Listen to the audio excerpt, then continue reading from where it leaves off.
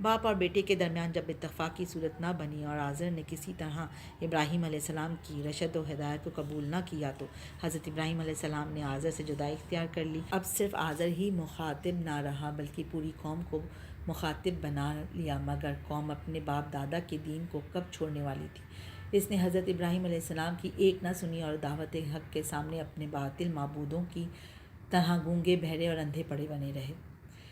حسن اتفاق دیکھیے کہ بہت جلد اس قوم کا ایک مذہبی میلہ پیش آ گیا۔ جب سب اس کے لیے چلنے لگے تو کچھ لوگوں نے ابراہیم علیہ السلام سے بھی اصرار کیا کہ وہ بھی ساتھ چلیں۔ حضرت ابراہیم علیہ السلام نے اول انکار کیا، اور جب اس جانب سے اصرار بڑھنے لگا تو ستاروں کی جانب نگاہ اٹھائی اور فرمانے لگا، میں آج کچھ علیل سا ہوں۔ چونکہ حضرت ابراہیم علیہ السلام کی قوم کو کواکب پرستی کی وجہ سے نجوم میں کمال اور اعتقاد بھی تھا، اس لیے اپنے عقیدے کے لحاظ سے وہ یہ سمجھے کہ ابراہیم محض ستاروں کے اثر بد میں مبتلا ہیں۔ بغیر کسی تحقیق حال کے حضرت ابراہیم علیہ السلام کو چھوڑ کر میلے میں چلے گئے۔ اس واقعے کو خدا نے یوں بیان فرمایا، پس ابراہیم نے ایک نگاہ اٹھا کر ستاروں کی جانب دیکھا اور کہنے لگا، میں کچھ علیل ہوں، پس وہ اس کو چھوڑ کر چلے گئے۔ اب جب کہ ساری قوم، بادشاہ، کاہن اور مذہبی پیشوا میلے میں مصروف، شراب و کباب میں مشغول تھے، تو حضرت ابراہیم علیہ السلام نے سوچا کہ وقت آ گیا ہے کہ اپنے نظام عمل کی تکمیل کروں اور مشاہدے کی صورت میں لوگوں پر واضح کر دوں کہ ان کے دیوتاؤں کی حقیقت کیا ہے۔ پس وہ اٹھے اور سب سے بڑے دیوتا کے ہیکل یعنی مندر میں جا پہنچے۔ دیکھا وہاں دیوتاؤں کے سامنے قسم قسم کے حلوے، پھلوں، میوے اور مٹھائیوں کے توشے رکھے ہیں۔ حضرت ابراہیم علیہ السلام نے چپکے چپکے ان مورتیوں سے مخاطب ہو کر کہا، یہ سب کچھ موجود ہے، ان کو کھاتے کیوں نہیں ہو؟ اور پھر کہنے لگے، میں بات کر رہا ہوں، کیا بات ہے؟ تم جواب بھی نہیں دیتے۔ اور پھر ان سب کو توڑ پھوڑ ڈالا اور سب سے بڑے بت کے کاندھے پر ہتھوڑا رکھ کر واپس چلے آئے۔ قرآن پاک نے اس واقعے کو اس طرح بیان فرمایا ہے، پس چپکے سے جا گھسا ان بتوں میں اور کہنے لگا ان دیوتاؤں سے، کیوں نہیں کھاتے تم؟ کیا ہو گیا ہے؟ کیوں نہیں بولتے؟ پھر اپنے داہنے ہاتھ سے ان سب کو توڑ ڈالا، پس کر دیا ان کو ٹکڑے ٹکڑے، مگر ان میں بڑے دیوتا کو چھوڑ دیا تاکہ اپنے عقیدے کے مطابق وہ اس کی طرف رجوع کریں کہ یہ کیا ہو گیا۔ جب وہ لوگ میلے سے واپس آئے تو ہیکل میں بتوں کا یہ حال پایا تو سخت برہم ہوئے اور ایک دوسرے سے دریافت کیا، یہ کیا ہوا اور کس نے کیا؟ ان میں سے وہ بھی تھے جن کے سامنے حضرت ابراہیم علیہ السلام نے ایک بار کہا تھا کہ میں تمہارے بتوں کے ساتھ ایک خفیہ چال چلوں گا۔ انہوں نے فوراً کہا، یہ اس شخص کا کام ہے جس کا نام ابراہیم ہے، وہی ہمارے دیوتاؤں کا دشمن ہے۔ اس واقعے کو بھی قرآن مجید نے اس طرح بیان فرمایا ہے۔ وہ کہنے لگے، یہ معاملہ ہمارے خداؤں کے ساتھ کس نے کیا ہے؟ بلا شبہ وہ ضرور ظالم ہے۔ ان میں سے بعض کہنے لگے، ہم نے ایک جوان کی زبان سے ان بتوں کی برائی کے ساتھ ذکر سنا ہے، اس کو ابراہیم کہا جاتا ہے، یعنی یہ کام اسی کا ہے۔ چنانچہ کاہنوں اور سرداروں نے جب یہ سنا تو غصے سے سرخ ہو گئے اور کہنے لگے، اس کو مجمع کے سامنے پکڑ کر لاؤ تاکہ سب دیکھیں کہ مجرم کون ہے۔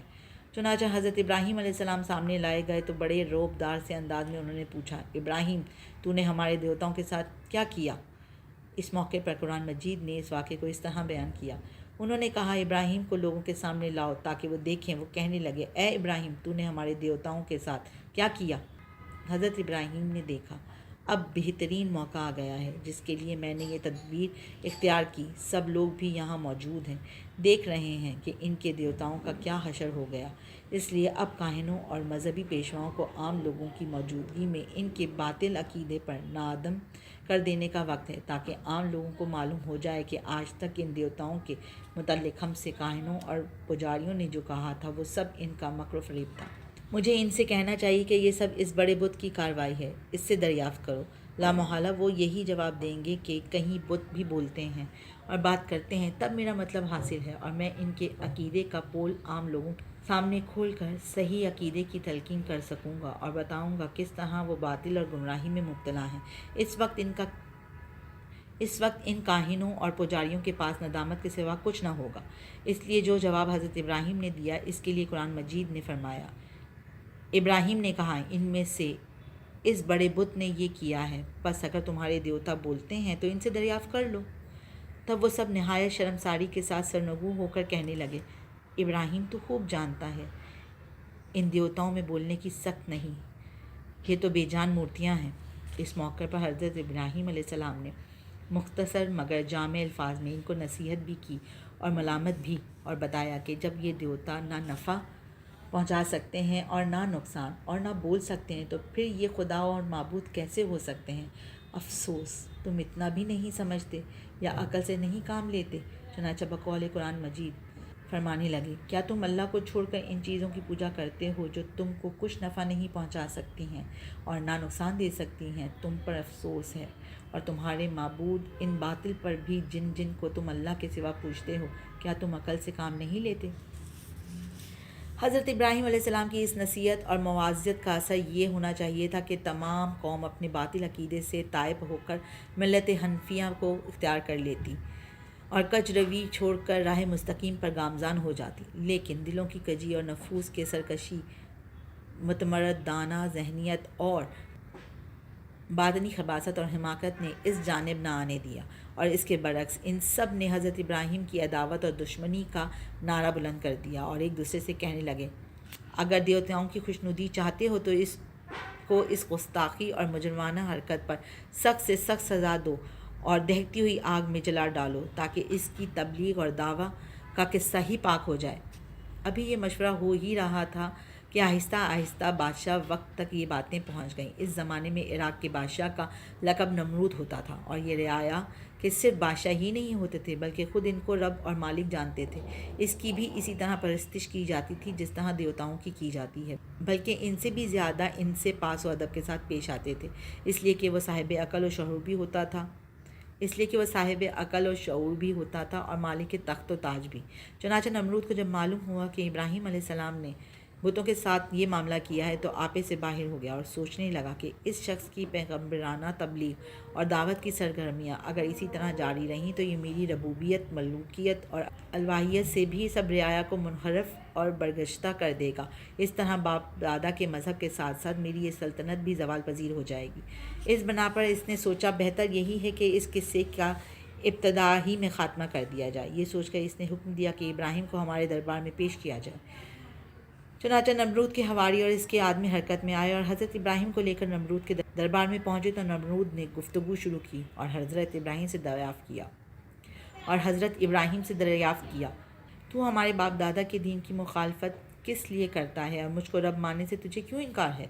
حضرت ابراہیم نے فرمایا، میں خدائے واحد کا پرستار ہوں، اس کے علاوہ کسی کو اس کا شریک نہیں مانتا۔ ساری کائنات اور تمام عالم اس کی مخلوق ہے اور وہی ان سب کا خالق اور مالک ہے۔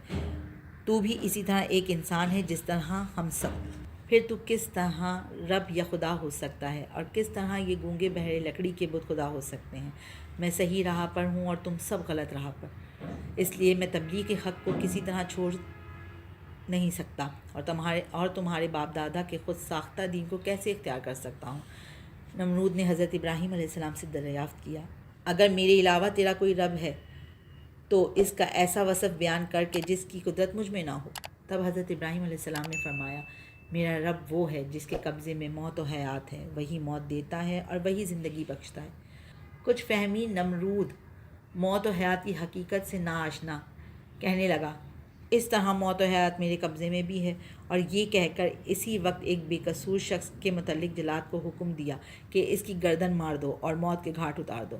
جلاد نے فوراً حکم کی تعمیل کر دی اور دوسری طرف ایک قتل کے سزا یافتہ مجرم کو زندان سے بلا کر حکم دیا، جاؤ ہم نے تمہاری جان بخشی، اور پھر ابراہیم علیہ السلام کی جانب متوجہ ہو کر کہنے لگا، دیکھا میں کس طرح زندگی بخشتا ہوں اور موت دیتا ہوں، پھر تیرے خدا کی خصوصیت کیا رہی؟ حضرت ابراہیم نے فرمایا، میں اس ہستی کو اللہ کہتا ہوں جو روزانہ سورج کو مشرق سے لاتا ہے اور مغرب کی جانب لے جاتا ہے، بس اگر تو بھی اسی طرح خدائی کا دعویٰ کرتا ہے تو اس کے خلاف سورج کو مغرب سے نکال اور مشرق میں غروب کر دے۔ یہ سن کر نمرود بے بس اور لاجواب ہو کر رہ گیا۔ اس طرح حضرت ابراہیم علیہ السلام کی زبان سے نمرود پر خدا کی حجت پوری ہوئی۔ نمرود کے اس واقعے کو قرآن مجید نے اس طرح بیان کیا ہے، کیا تو نے نہیں دیکھا اس شخص کا واقعہ جس کو اللہ نے بادشاہت بخشی تھی؟ اس نے کس طرح ابراہیم علیہ السلام سے اس کے پروردگار کے بارے میں مناظرہ کیا۔ جب کہا ابراہیم نے، میرا پروردگار تو زندگی بخشتا ہے، موت دیتا ہے، بادشاہ نے کہا، میں بھی زندگی بخشتا ہوں اور موت دیتا ہوں۔ ابراہیم علیہ السلام نے کہا، بلا شبہ اللہ سورج کو مشرق سے نکالتا ہے تو اس کو مغرب سے نکال کر دکھا۔ بس وہ کافر لاجواب ہو کر رہ گیا، اور اللہ ظلم کرنے والوں کو کامیاب نہیں کرتا۔